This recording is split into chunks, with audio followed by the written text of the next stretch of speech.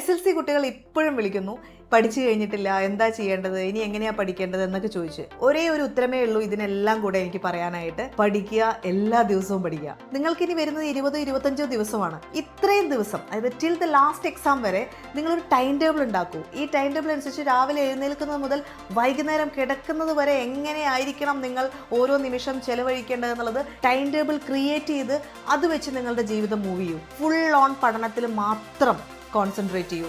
വേണ്ടതായ റെസ്റ്റ് എടുത്ത് കൃത്യമായി നിങ്ങൾ പഠനത്തെ ഫോക്കസ് ചെയ്ത് പഠിക്കൂ. പഠിക്കുക എന്നുള്ളതിനപ്പുറം ഇതിലൊരു വേറെ ഉത്തരവില്ല. നിങ്ങൾ ഏത് ട്യൂഷൻ ക്ലാസ്സിൽ പോയാലും, നിങ്ങൾ ഏത് ടീച്ചർ നിങ്ങളെ പഠിപ്പിച്ചാലും അവർ നിങ്ങൾക്ക് പറഞ്ഞു തന്നു. ആ പറഞ്ഞു തന്ന കാര്യം നിങ്ങൾക്ക് മനസ്സിലായി. അടുത്തത് നിങ്ങൾ പഠിക്കണം. ഓക്കെ, നിങ്ങൾ ആ വസ്തുത വായിച്ച് അത് നിങ്ങളുടേതാക്കി മാറ്റണം. അവിടെയാണ് നിങ്ങളുടെ പഠനം നടക്കുന്നത്. അത് നിങ്ങൾ തന്നെ കുത്തിപ്പിടിച്ചിരുന്ന് പഠിക്കേണ്ടതാണ്. ആരും നിങ്ങളിലേക്ക് കാര്യങ്ങൾ പറഞ്ഞു തന്നുകൊണ്ട് അത് നിങ്ങളുടെ വസ്തുതകളാവുന്നില്ല. നിങ്ങൾ എപ്പോഴും അത് വായിച്ച്, സ്വന്തമായി എഴുതി, സ്വന്തമായി ഗ്രഹിച്ച്, സ്വന്തമായി പ്രോസസ്സ് ചെയ്തത് പഠിക്കുന്നു, അപ്പോൾ മാത്രമാണ് ആ വസ്തുതകൾ നിങ്ങളുടേതാകുന്നത്. സോ പഠിക്കുക എന്നുള്ളതല്ലാതെ മറ്റൊരു ഓപ്ഷൻ ഇതിലില്ല. ഇനി വരുന്ന എല്ലാ ദിവസവും മുഴുവൻ നേരം പഠിക്കുക. കൃത്യമായൊരു ടൈം ടേബിൾ ഉണ്ടാക്കി പഠിക്കുക. ഇതല്ലാതെ വേറെ ഒരു ഉത്തരവില്ല. നന്നായി ഫോക്കസ് ചെയ്ത് പഠിച്ചോളൂ. നല്ല മാർക്ക് നേടാനായിട്ട് സാധിക്കും. നിങ്ങളുടെ ടെക്സ്റ്റ് ബുക്ക്, ഗൂഗിളിൽ ഫ്രീ ആയിട്ട് അവൈലബിൾ ആയ ക്വസ്റ്റ്യൻ ബാങ്ക്, ഇത്രയൊക്കെ മതി നന്നായി പഠിച്ച് നിങ്ങൾക്ക് A+ നേടാൻ. അധികം ഒന്നും വേണ്ട. ഗൂഗിളിൽ ഫ്രീ ആയിട്ട് എല്ലാ ചാപ്റ്ററിൻ്റെയും എല്ലാ സബ്ജക്റ്റിൻ്റെയും നോട്ട്സും അതുപോലെ തന്നെ ക്വസ്റ്റ്യൻ ആൻസേഴ്സും കിടക്കുന്നുണ്ട്.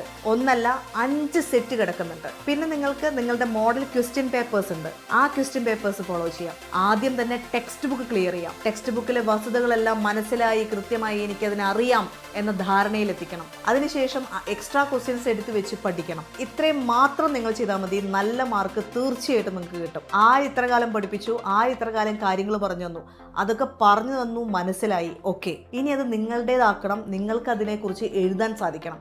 എഴുതാൻ സാധിക്കണം എന്നുണ്ടെങ്കിൽ നിങ്ങൾ തന്നെ കുത്തിയിരുന്ന് പഠിക്കുക തന്നെ വേണം. അതിന് മറ്റൊരാൾ പകരമായിട്ട് വരില്ല. So best of luck. നന്നായി പഠിക്കുക, നല്ല മാർക്ക് നേടുക.